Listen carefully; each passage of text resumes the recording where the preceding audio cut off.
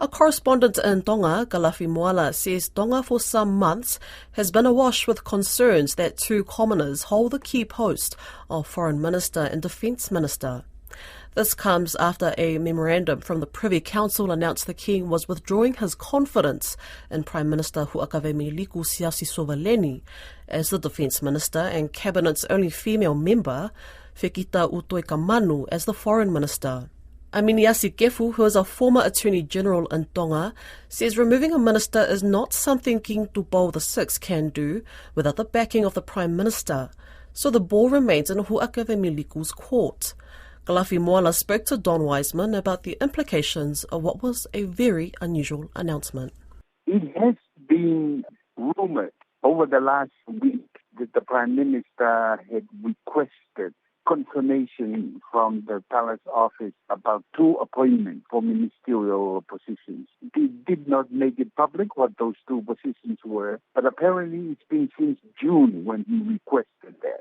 And so the latest release from the Palace Office now has become clear that the request for those two ministerial positions one was the Ministry of Foreign Affairs and the other one was the Minister for the Defence Force. Why? And why those two roles? Well, by custom, the king has always been directly responsible for the military. And so the previous ministers over the military has been noble. What was politically said in those days was that it has provided a check and balance so that the military could never be used by the government for political reasons. So that's the military ministerial position. The other one is on the Minister of Foreign Affairs.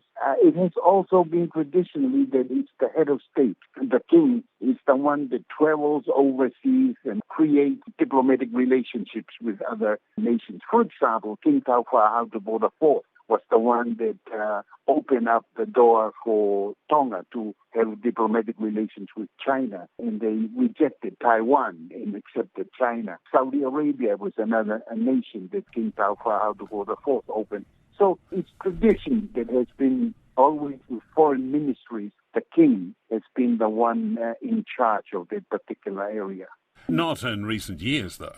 Well, especially not since the 2010 reform that has taken place. Although it has been leaked out that the king has been displeased about the way foreign affairs has been going on in terms of establishing embassies or foreign offices overseas. And apparently that's the displeasure that made him want the current Minister of Foreign Affairs to be no longer in the position.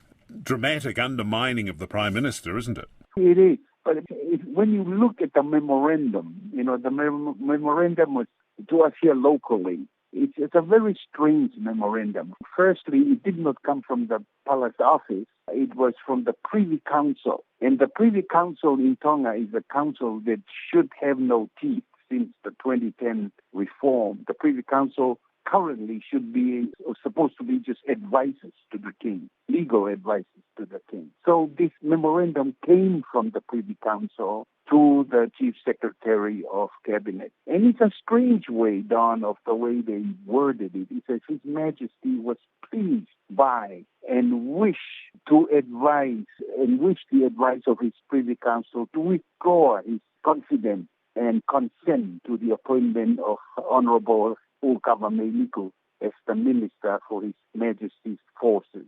If the Privy Council isn't what it was, is this constitutionally correct? Are they able to make an announcement such as this? They are not.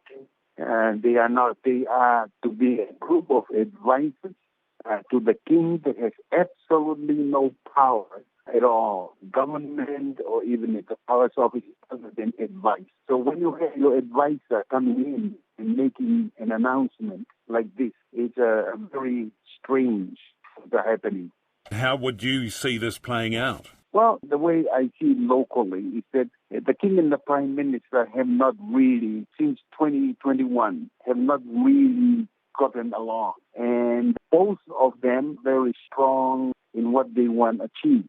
and the Prime Minister has got his own agenda. He's following that. I guess the Palace Office, especially through the Privy Council, that are advising the King because they've got their own agenda themselves. And so this issue is something that we've been expecting that sooner or later it's going to come up, the strained relationship between the two. One of the big issues for the Tongan government is that it's very soon going to assume the leadership of the Pacific Islands Forum, and within that, the Foreign Minister plays a big role. So are we likely to see the King heading up and down from Suva and so on as he deals with matters to do with the Pacific Islands Forum? Today it has been announced that Winston Peters, the New Zealand Foreign Minister, is arriving in Tonga. And he's having a meeting with the Prime Minister, who has now been disowned by the King in terms of being the Minister for the military. And also he's having a meeting with the Foreign Minister of Tonga, which is the only woman in cabinet, Utoi Tamanu. It's only August is when they're going to have the forum here, in which the Prime Minister is going to be chair. There's a lot of work, a lot of preparation that needs to be done for that. They're even doing a huge construction here in Nuku'alofa,